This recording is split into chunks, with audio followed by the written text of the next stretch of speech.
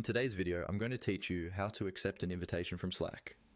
If you've been invited to join a Slack workspace, but you're not quite sure how to get started, don't worry.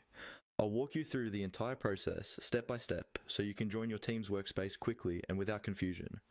First, you'll want to go to your email inbox. Use whichever email account you provided to the person or organization that invited you to Slack. Make sure you're checking the correct inbox, especially if you have multiple email accounts. Sometimes invitation emails can take a minute or two to arrive, so if you don't see it immediately, give it a moment and refresh your inbox. Next, look for the invitation email from Slack. It will usually mention Slack and the name of the workspace or organization that invited you in the subject line. If you're having trouble finding it, try using the search bar in your email and type in Slack or invitation.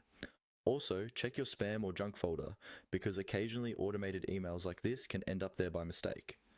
Once you've found the invitation email, go ahead and open it. Inside, you'll see a message letting you know that you've been invited to join a Slack workspace. In that email, look for a button or link that says something like Accept, Join Now, or Join Workspace. Click on that button. This is what actually starts the process of connecting your email address to that specific Slack workspace. After you click Accept, your browser will open a new page with on-screen prompts. These prompts will guide you through the rest of the setup. Depending on whether you already have a Slack account, you may be asked to create a new password, confirm your name, or sign in if you've used Slack before. Take your time and read each screen carefully. If you're new to Slack, you'll usually be asked to set your display name, which is what your colleagues will see, and then create a secure password. Make sure to choose something you can remember, but that's still strong and private.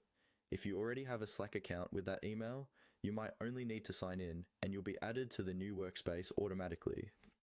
Once you've followed all of the on-screen instructions, you should land inside the Slack workspace.